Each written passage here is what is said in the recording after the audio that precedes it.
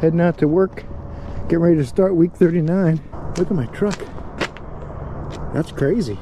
The hell? That doesn't seem right. Let's do it, guys. Cold or not, the show must go on. Welcome to the channel. I'm glad you're here. We're starting week 39, and you guys are coming with me. Let's get this windshield defrosted. Let's do this. I had to sit here and wait for my windshield to defrost because I don't have an ice scraper. And we made it through the frigid frigid south. Get the shop open. I'm probably the first one going in. Cold. I don't miss living up on an island. Well, some things about it I miss. Not the cold part.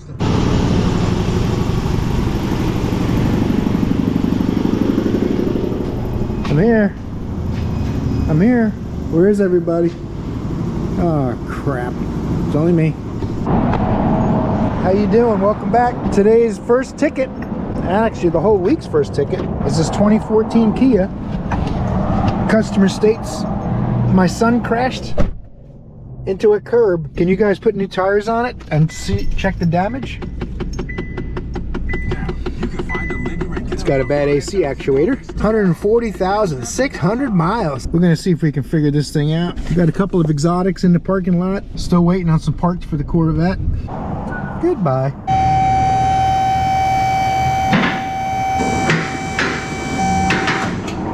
The first thing to check for on a car that's been in any kind of a front end collision is the struts. That tends to be the soft spot. And so, oh yeah.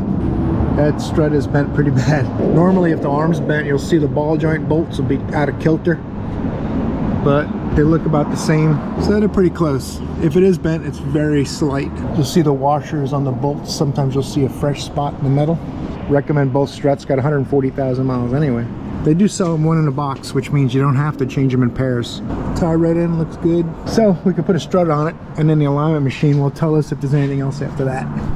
Let's go up front and see the camber in that right front wheel. Pretty radical. And it's got about 5-6 degrees of toe in, I'd guess, too, by eye. All right. Uh-oh, look how nice that is. I gotta get a floor mat. Get in there. Come on. I'm gonna protect these floors whether you want to or not. This car is nice. Bill mopped my bay for me. What an awesome guy. Got to move those tires. My rack and pinion for the Corvette, they had me take it apart last week. The rack and pinion's not going to be until Thursday. What's up, Bill? So that car's going to be tying up my rack till Thursday because I'm not going to put the old rack back in the car. I'm going to wait on a new rack to put it in the car. Then I can get the car out of my bay. So for now, I'll work outside in an alignment rack on one of the back racks. And since it's 45 degrees out today, that'll be nice. But you guys up north are going, whoo, that'd be nice and warm for me. Yeah, I believe they hide it under here. There you go. Oh, someone's already been in there because the cover's off. And they'll compare notes and see if I think it's the same codes. All right, quick and easy, down and dirty. Catalyst efficiency, bank 1. Yeah, you can still, what's up, guys? How you doing? Catalyst efficiency below threshold, bank 1. Okay, what we're doing here is we're trying to bring the rear O2 sensors, which is bank 1 sensor 2 and bank 2 sensor 2. Whoop. And we're back. We're trying to make bank 2 sensor 2 and bank 1 sensor 2 get hot. And once the cats are hot, then we'll be able to see the variation from left to right on the rear O2 sensors. And we'll know which cat is coming to the party and which cat isn't. Both of them still seem a little too active. The orange and mustard color are what we're looking to see them level out and not be dancing so much. They're both staying fairly active, but you can see bank 2 is staying around 0.7. You see the mustard colored one, it's staying pretty steady up top here. Not a lot of drops, much less active. But the orange one, you can see is still dancing quite a bit. It's kind of following the front O2 sensor, going rich and lean still. So that's how you know that cat, bank 1 cat, is definitely bad. Got to come back. Customer said, I just spent a bunch of money here in my car a couple months ago and now it won't start. It just makes this grinding noise. So okay, when I tried to start it, it just goes click, click, click. It's got a dead battery. I'm gonna see if it's got an actually bad battery or it's not charging or something like that. That's one of the hazards of working on these old cars. Not sure exactly how much work I did to this. I think it was, no, maybe I'm thinking of a different car because this intake hasn't been off. Battery's dead. They said something about the instrument cluster not being right and seeing a coolant leak. So we're gonna get it on a lift and see what's leaking. Charging system's doing something, but the battery from 2016, that's apparently gonna be no good. At least the alternator's charging, so we know that's good.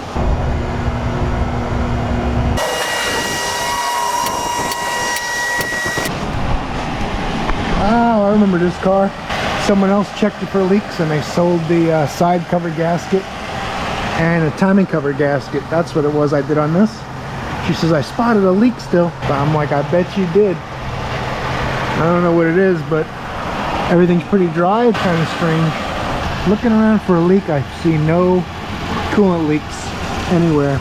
Everything's dry. So the only thing I could think of is the bleed hole for the cooling system's here, and the wiring harnesses are directly underneath. So when I bled the cooling system, there might have been a little coolant trapped in the wire looms for the harness. And someone apparently balanced the tires because there's two or three wheel weights inside this wheel, and there's new weights on all the wheels. So someone must have spotted the two little orange drips on the wiring harness and told her she had a leak, because I see no leaks. The coolant's still full. I wiped down any coolant remnants I could find. I'm gonna let it run a while and make sure nothing's leaking. It's under pressure. It's under pressure already, so I think it just needs a battery, and it probably has a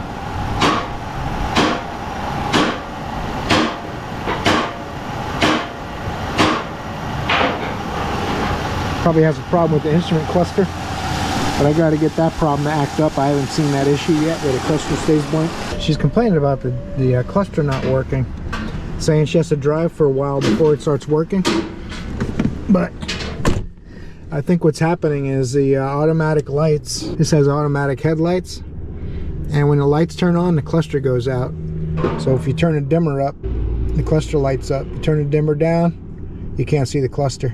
I'm not really sure if that's what she's talking about. I think I looked at this briefly last time and I found the dimmer was turned off. Let me go check up front, go where the Fiasco's at. 2008 Acura TL. Got the seats in the recline position and nice and comfy while I'm driving. I like to see people happy and comfortable. Nothing wrong with that. Let's get the scanner plugged in because we got to do a diag. All right, I got my head on the headrest, sitting in this Acura TL, getting ready to do my diag. 2008 Acura TL with 118,915 miles on it. Customer states my throttle feels jumpy and my VSA light is on. So if we get the launch torque to talk to it, I'm gonna have to put the seat up a little bit so that I can drive this vehicle and not be in the recline position. But I'm not sure what that's about. So got the seat going up, going up, going up, going up. There you go. Now I can see the road. Maybe it's a really tall person. He's dropping off a fine Mercury Classic. Must be from Russia, going by the pants. Bringing us a fine Mercury Grand Marquis Classic to work on. I don't know how he's going to get out of that parking spot, but whatever makes you happy.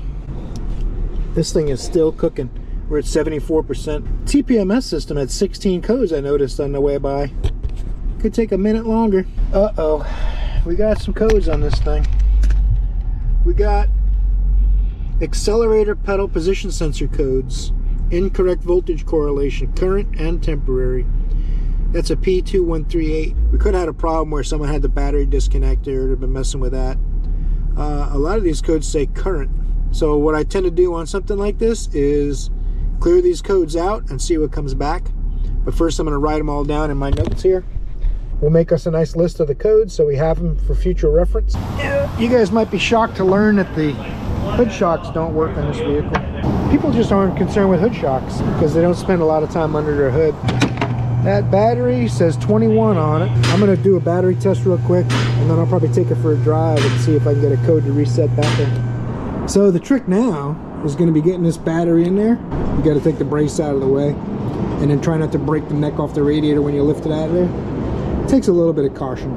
I think I have the necessary equipment. Let's go ahead and see if we can pop that battery in there. What do you guys say? If I just snap my fingers. Told you it was easy. We got magic around here. No big deal. Let's see how this thing fires up before I put everything away though. What do you say? Explain to the customer how the dimmer switch works and how the automatic headlights might go on and off. Oh, that is nice. It even stayed running. A lot of times on the GMs, when you disconnect the battery, it won't stay idling. But I believe on this one, I cleaned the throttle body last time it was here. All right, this Acura, I checked the battery's good. It does have a brand new alternator, like a week or two old. Kind of hard to say. Got a lot of power steering leaks. The front motor mounts collapsed. That's what I can feel. The covers are touching each other, the side cover and the engine cover. But this is probably the culprit. So all we got to do is do some testing to figure it out. Common failure. All right, here's the, this is what they look like. I'm going to bring all the sensors up on this graph. There's two sensors, redundant circuits. So what we'll do is we'll watch the graph and we'll push the gas pedal down. And they're not supposed to be exactly the same. There's a certain amount of variation that's allowable. And if there's not enough variation, it sets the code. And if there's no variation, it sets the code. I'm going to do this test a few times. You never want them to mirror each other. Do different rates of pushing the pedal down and releasing the pedal. The APP sensor A says 0.12%. APP sensor B says 0%. And the voltages are off about 240 or 250 millivolts. So 116% on sensor B and 106% on sensor A. They don't agree. Sensor B says 58%, sensor A says 54%. That could be causing the problem. I didn't read the description of operation. I probably should have. But I'm going to see. I'm going to drive it to see if it resets the code. I do have a wiring diagram. Worst case scenario, I'll hook up a scope. Because I definitely don't want to get married to this car, but I definitely want a piece of the action. You know what I'm saying? That's terrible.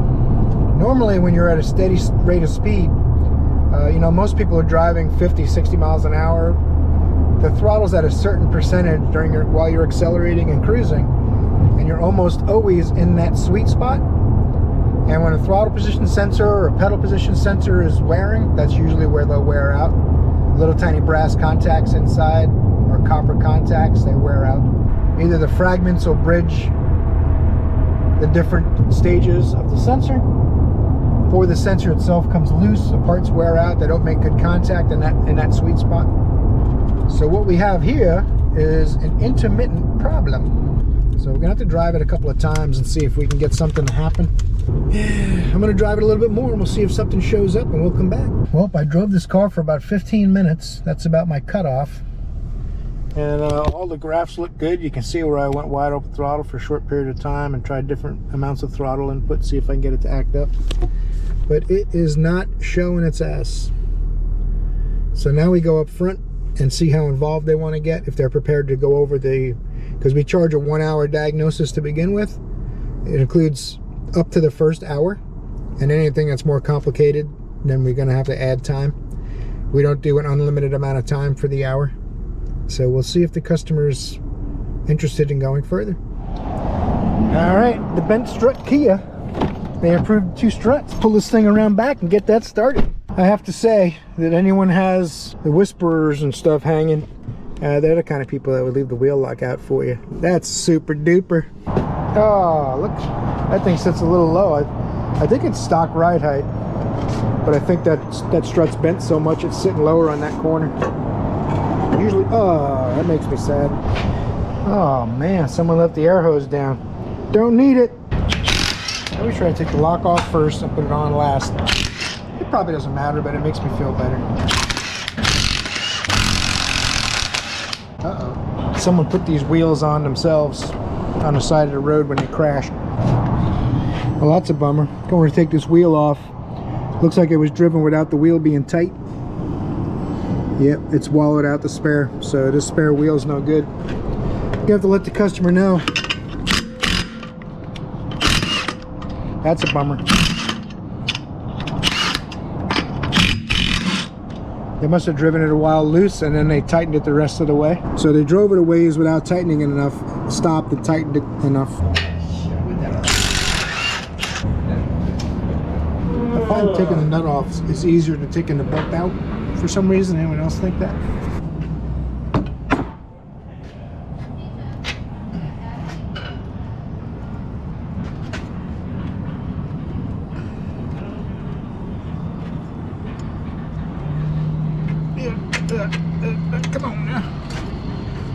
shouldn't be like that.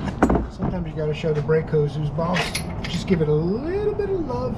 Just move it about that much, and the bolt fits right out. Nothing but a thing, chicken wing. If there's no slack in them, then you have to take the caliper bracket off. All right, now it's just the top bolts holding them suckers in. You should come out without too much fuss. Before you take that last one out, you got to get a hold of this spring and strut. Otherwise, you make a big old mess. Uh-oh. That's not good. You know what I'm noticing? This isn't supposed to be like this. This is bowed up, and all of the studs are bent out. That means this was pushed up when they hit the curb, because the other side over there is flat. You guys see that? See how flat that side is? The studs are all facing straight up, parallel to each other. This side, not so much. That's terrible news, because I believe that's going to be body shop type stuff. Well, let me let them know up front. I missed that earlier. That's terrible. I've never seen that before. It took a bigger hit than I thought.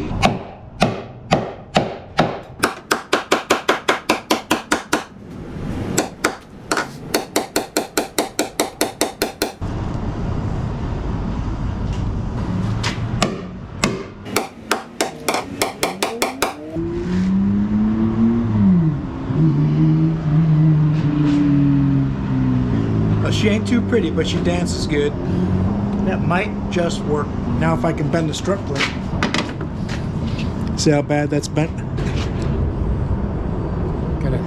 Gotta show that some love. Or who's boss, depending on how much it cooperates. What? While you were testing.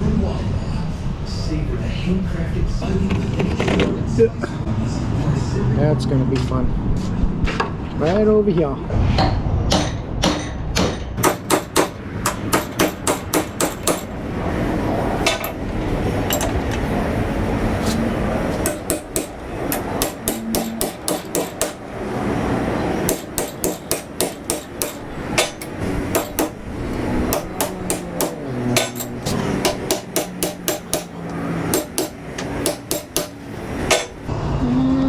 It's pretty straight. That might work. I just got to push the studs back in. Not too bad. I don't think they can get one. Got the strut plate all bent back straight. Started pressing the studs back into the flange.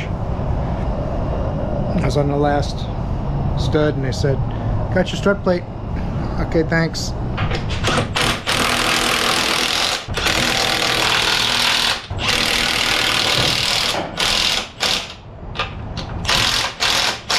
I've never seen that before. Very strange. What do you guys think? Put in the comments below what you think happened to the strut tower. I got it pretty straight. I'm not gonna say it's 100% perfect, but when I get it on that alignment machine over there, then I gotta get, whoop.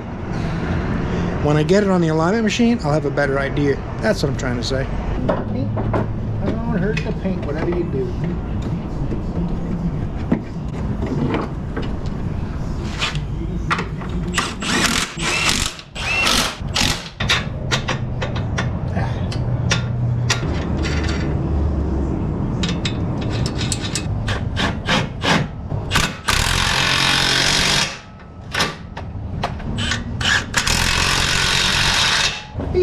That should be a sufficient torquage.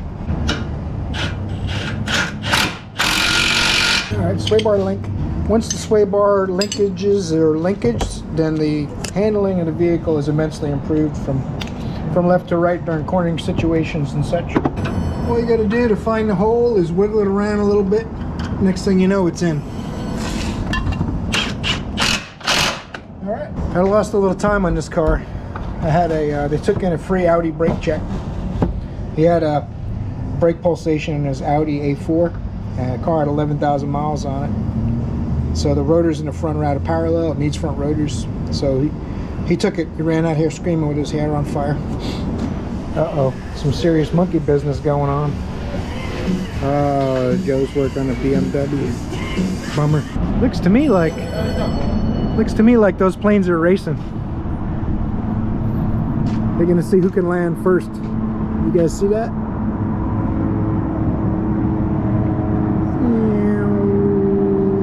I'll crop it in. They're racing to the airport. All right, guys. Tuesday morning. Put some new lights in. Look at that. It's probably going to help my studio lighting when I video things for you guys. So we'll see how that goes. We got lights down here too. I just haven't turned them on yet. So I'm going to fire up this Tuesday. Hopefully it's less chaotic than yesterday. It's just oof. Oh, look at that. Wow. You can actually see in the shop now. It's crazy. The new owner's like, man, we need lights in here. You guys can see? I said, no. Next day, we had a bunch of lights. I worked for the previous owner for 15 years in the dark. This guy's like, the lights are only like 70 or 80 bucks. Let's get 4 or 5 of those things and put them up there. Boom. Of course, I'm still waiting on parts for a bunch of vehicles. A lot of chaos, doing whatever they can to make it. He carried in a drag racing flywheel yesterday, wanted me to turn it, and I said, it's been drilled for holes and lightning and all that stuff. I can't machine that, it's gonna ruin our stone. He's like, it's money, we're sending away money. No, we're sending away nonsense. Money is when you make money, and nonsense is when you spend a bunch of time for a little tiny bit of money or none. Maybe it's just me because I get paid flat rate. Let's stay positive. Let's keep rowing because the banjos, I hear them, they're close. Gotta row faster. They got hot rod Nissans, Clemson fans. And we got a broken down Stacer. Oh, look, not locked. Oh, that's terrible. That is terrible.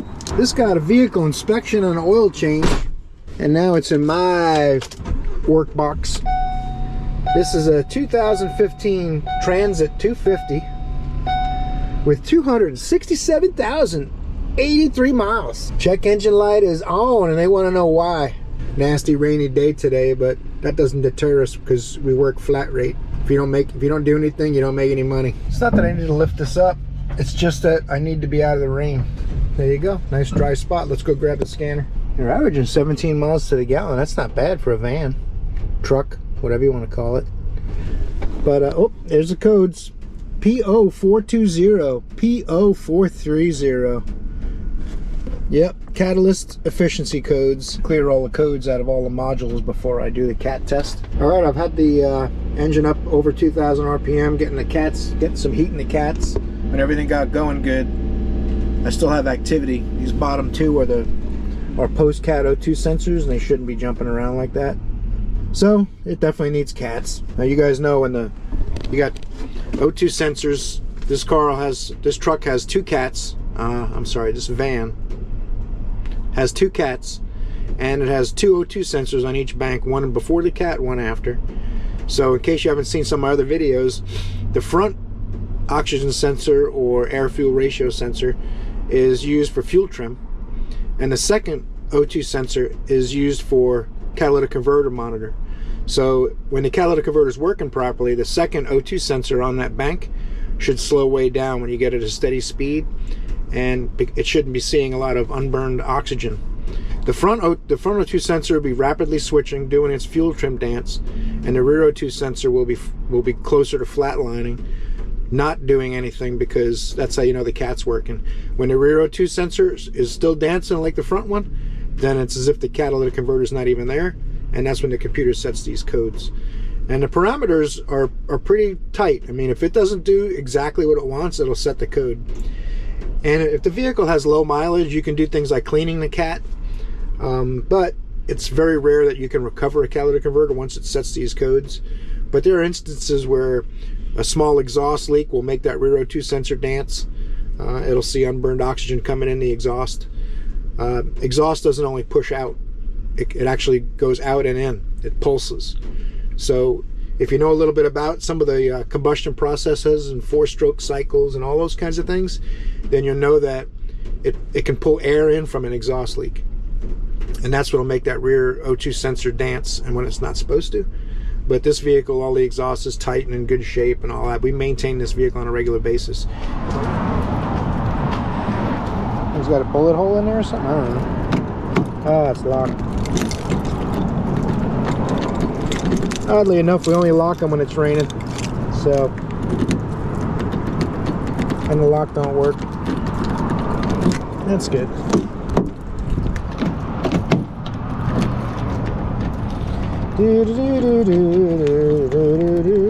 The struggle is real, folks. Keys say brand Marticue. The keys don't work in the door. Oh, there it goes. Something happened. Alright, this thing's a gem. Well, ladies and gentlemen, this was towed in as a no start. And let's see. Uh-oh. It starts. We're going to take a look at this thing and see why it doesn't start. Apparently, it doesn't start sometimes, because it started when we pulled it back here last night, and it started just now. And I'm supposed to find out why it doesn't start. I don't see a check engine light, but that doesn't mean anything. It's a 99 with 115,000 miles. That's about its life expectancy, so it's on borrowed time now. We can figure out why it doesn't start. I think there's some more information we're going to need. I'm going to have to call Paul Harvey and see if he knows the rest of the story. Okay, they definitely said the only time they have a problem is when they put gas in it. It doesn't matter how much, you know, half a tank, full tank, they add some gas and it gives them a hard time starting afterwards and doesn't want to start at all. Kind of strange. I got the vapor management valves up to 80% and the fuel trim still look pretty normal. And I'm not controlling it, that's doing it on its own. I just have it sitting here running with the heater on because it's only 48 degrees right now in Central Florida, or 50 degrees it went up to now. I'm sitting here waiting for it to do anything weird, looking at the fuel trim data just to see if anything odd's happening while it's running through its own evap controls. I'm gonna have to take this thing up and get some gas in it. Anytime it's below about 60 degrees here, everybody in Central Florida freaks out. They don't want to leave the house because it's in the 40s or low 50s or whatever. It's pretty funny, really, coming from up north myself. It's almost a shame to cover them pretty struts up with tires, but we got some pretty tires too, at least. Told the customer we should put the new tires in the back, but they want them in the front because that's where the tires blew up at. Whatever makes you happy.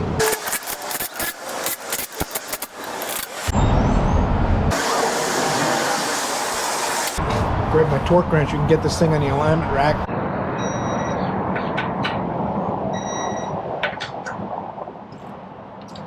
That's not tight.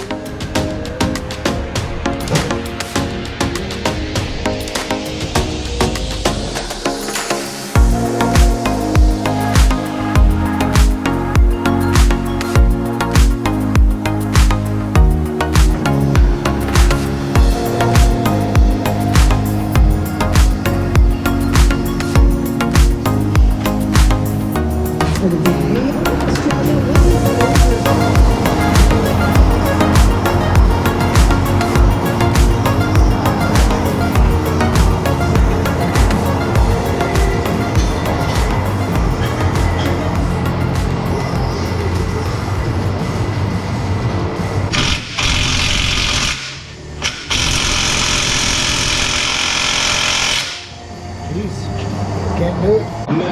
Don't worry. I ordered something to fix that electric, not enough power problem. It's just not here yet, so we'll rely on the Ingersoll Rand pneumatically powered piston. I got some good ones today. You know rats multiply so fast. Let's see if we can set this cradle back a little bit.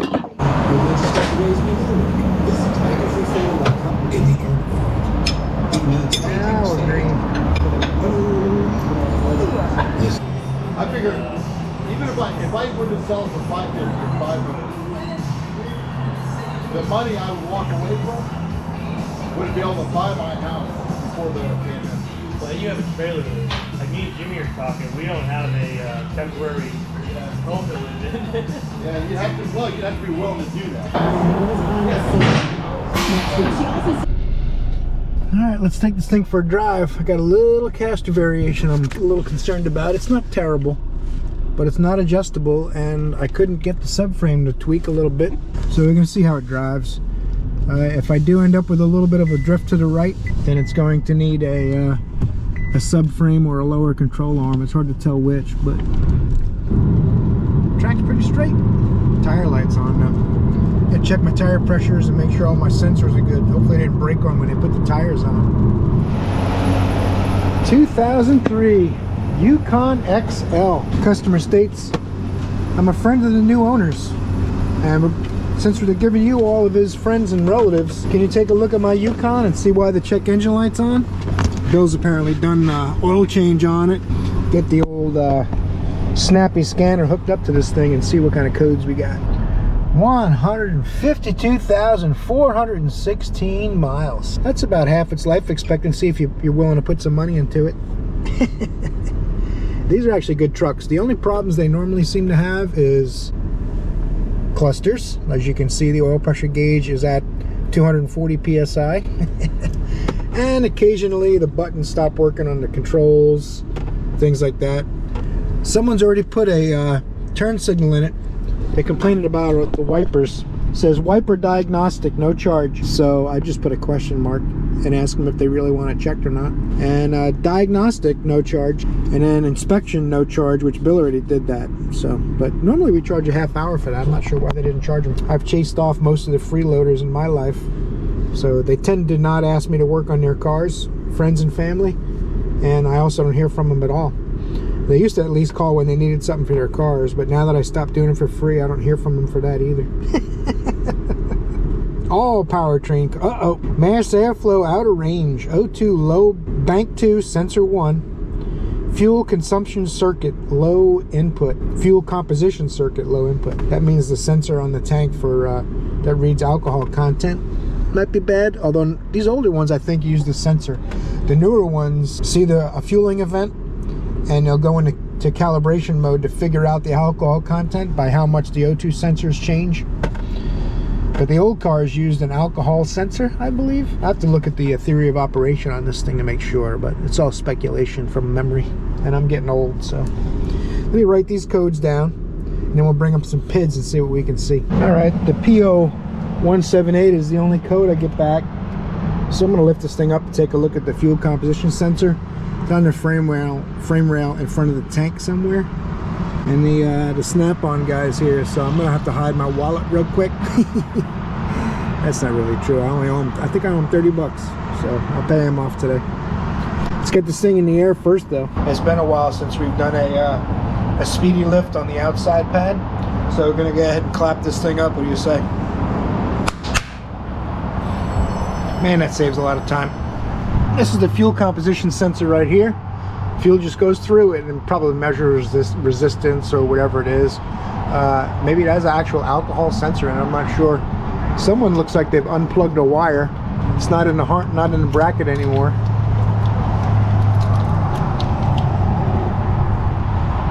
Let's take a look and see if it's corroded or anything weird like that. It looks pretty good in the connector area. Sometimes these connectors go bad. I'm gonna have to, it's supposed to be normally key-on engine running. You're supposed to get about 50 to 150 hertz out of it on the scope or in a voltmeter. So let me hook that up and see what we get out of this thing. They're a real common failure item, but I'm still gonna check it, of course. You don't wanna be a parts changer, right? All right, guys, testing out this fuel content sensor. I got my battery voltage like I'm supposed to have. And when I go to my signal wire, it should have a 5-volt square wave. Let me go to hertz and see. It should be 75 to 150 hertz. And I got no hertz. That kind of hurts. Hurts my feelings bad. That means that sensor's bad. So I'm going to go ahead and check out the pricing on that and see if the customer wants to fix it. And then we'll go further on this video if he does want to fix it. All right, it's Wednesday. It's still raining. My goodness, that's not common for Central Florida, but we're gonna do struts and catalytic converters on the Lexus SC430. The owner's friend. They brought the car here because the shop out in Tampa couldn't find parts for it. I guess they didn't want to work on it. But to me, this is like a modern car. It's 2004, so it's almost brand new. compared to what I'm used to working on. Look how rusty it is because it lives on the water. I thought it was from Massachusetts, but it just stays near the beach. The guy that owns it lives on the water, so the car's almost destroyed already. It's been repainted. Let's get to work. I got the wheels off. They were stuck to the hubs, of course. It looks like the lower strut bolt is blocked by the sway bar, so I'll have to take the sway bar out of my way. I'm hoping a lot of things don't break while I'm disassembling it. The brake hose bolt came out, so far it's going okay. The car's not terribly rusty, but it's got rust in a lot of the suspect components have rust on them that aren't coated from the factory and stuff.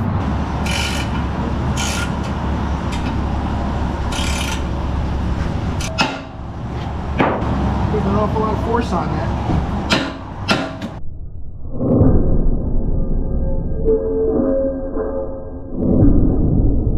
There you go. I knew it could do it. Just got to give it a little love, show it who's boss. Now that I got that lower bolt out, it comes right out. You actually have to lift up on the suspension to unload the bolt, get that bolt out of there. Now it's just a matter of doing these top bolts, and the strut's out. I probably don't have to take this apart. It just makes it easier to get it out of the hole, and it doesn't take that long. So I just popped it out of there. And sadly for Rain Man Ray, the Toyota uses a reusable cotter pin, so I have to apologize about that in advance.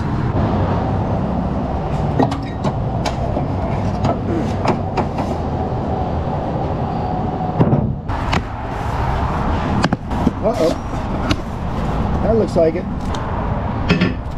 It's a tiny little strut. Let's get this thing set up, swap the spring over. I got a new strut plate too. I got to look and see if those are right. Another cool thing about this tool is you can stagger the plate sizes.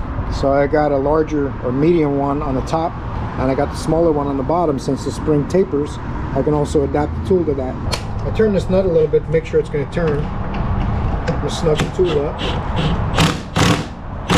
before I take it off any further.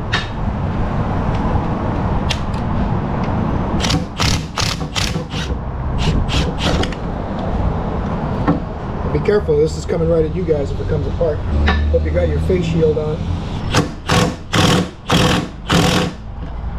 The original nut's a nylon lock nut, the replacement's a crimp nut. I'll probably reuse the original one, I don't know, I hate those crimp nuts.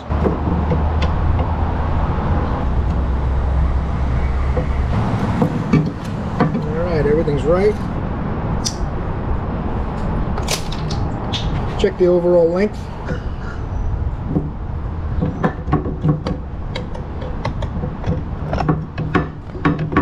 Now this should have a flat spot on the shaft. You have to orient it so it goes through the strut mount, but I gotta open my box of strut mounts and see what they look like before I do that.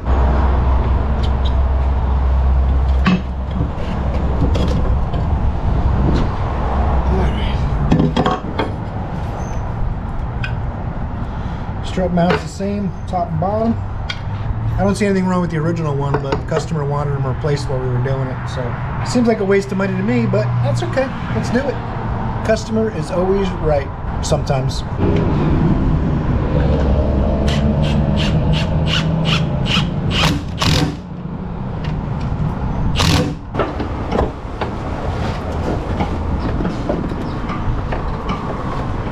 You're gonna fight me, and we're not gonna get along. I don't mind dancing, but I don't want to fight.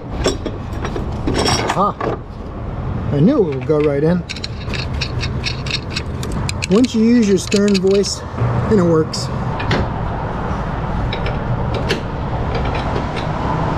Yeah. Sway bar. Just a little bit of love over here.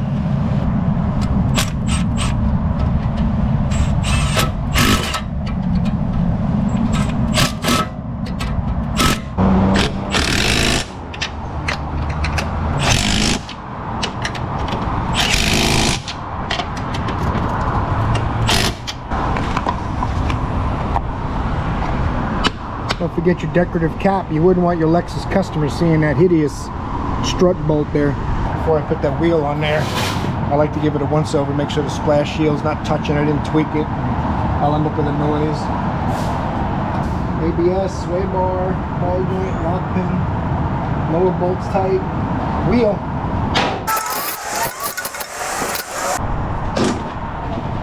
There we go. told you that's tight. Ah! Woo-wee! That is tight. I knew my 1/2" mid torque wouldn't do it, so it would be tight, but I thought I was gonna pop it loose with this. Not so much. I might have to get the old Ingersoll Rand air tools out. You guys are gonna be glad you bought tickets, because the show is about to get real up in here. See what happens. See what titanium Ingersoll Rand has to say about all this stuff. I do have a let the cat out of the bag a little bit here, just between you and me. I do have a bigger Milwaukee 1/2" impact coming. I just ordered it from JDT Co.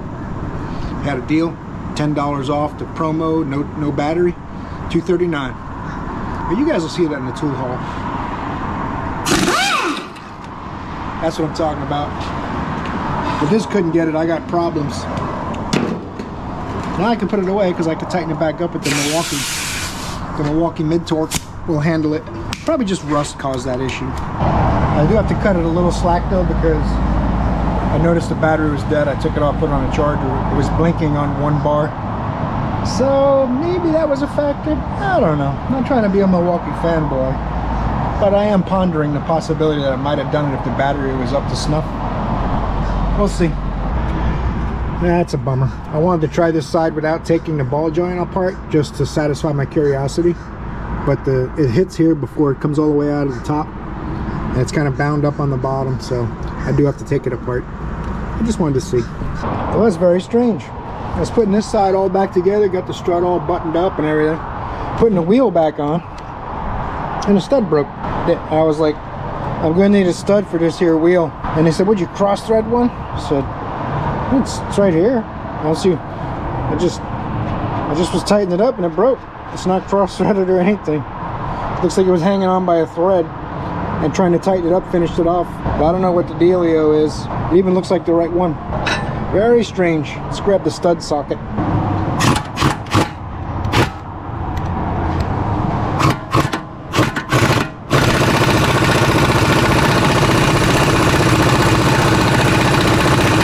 Don't fall, you sun gum. I'm watching you, caliper.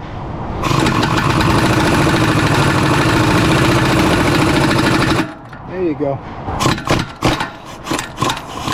I was going to tell you guys the brand and part number. I think it's Lyle. Great tool if you got to put studs in. It doesn't stress everything. I do put a little grease on there, kind of cheap, and then I wipe it off afterwards so it doesn't mess with wheel torque. You guys know you don't want to lubricate studs, right? Because you'll over torque the wheels. Now since it's raining out, I'm going to get less wet if I go through the trouble of turning the car around, backing it on the lift. So that's what I'm going to do. If I get 20% less wet, then I win. Wheel studs in. I noticed on these wheels too that the aluminum's real soft, so as you're sliding on the studs you get fragments of aluminum in the threads. So what I did is I got one nut started and blew out with a blow gun. I blew all the fragments of aluminum off the studs real good. Took that nut off and got that one, and I put the wheel on. I felt the nuts grabbing like the threads were seized. There's chunks of aluminum in them, so possibly that's why this car is having problems with studs. Looks like some of the studs have been changed before.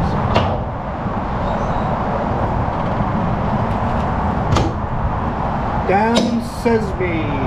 Turn this thing around is only going to take a second. Told you it only takes a second. To get to the rear shocks, struts, whatever you want to call them, you got to do quite a bit of surgery. I got parts coming out everywhere. Oh, I'm almost down to the last panels, and then I can get to the top bolts. Be easy, I think, once I get all the trim out of the way. Of course, I washed my hands before I started that part. Well, after disassembling the whole rear trunk, you got to take every single panel out of the trunk. This one I was supposed to take out. I just kind of flex it to the side, but because I'm not going to take these all the way out, I didn't have to. But that's what you're trying to get to. These upper bolts. It's right here. A nice little plastic access cover would have been sweet, but of course then it would have made the labor like 8/10 or something. Now I got to pop the wheels off, and you got to disassemble the lower control arm to fit the shock out. So we'll see how that goes. This took quite a while. It took me probably an hour to get all these trim panels out. Kind of surprised how difficult it was. I mean, you even had to take the plastic latch covers are separate. Everything's separate. Latch covers. You got to watch these rain gutters. They got hoses attached to the bottom of them. So you got to make sure that's correctly attached so it doesn't flood in the car. A lot of little things. Kind of surprised and disappointed in the engineering and the way they did some of it, but hey, who am I? I'm just a lowly mechanic. Stop it.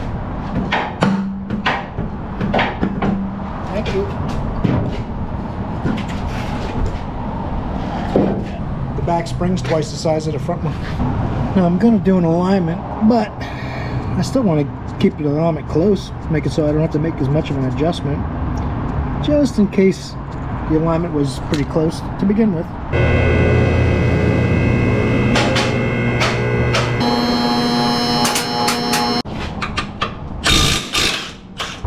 I don't think, oh, this is a 19, I can take that off too.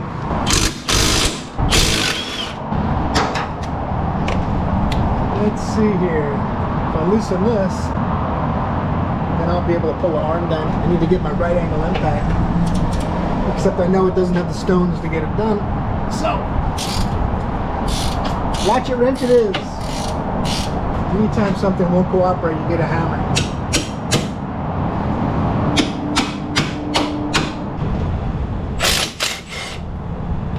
Do I have a wrench with a 12 on it out here? Haha!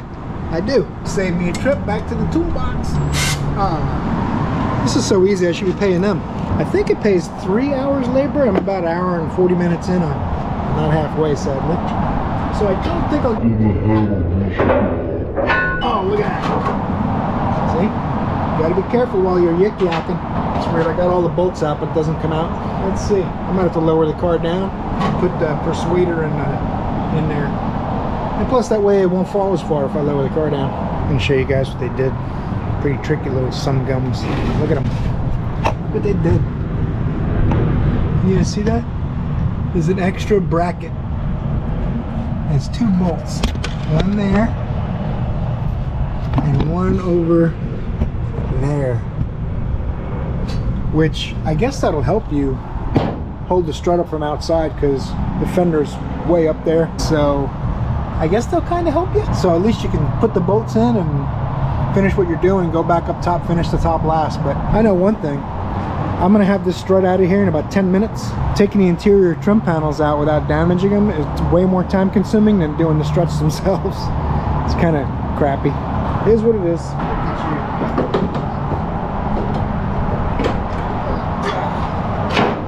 Look at that contraption. My goodness gracious. My goodness gracious, Toyota. What are you doing?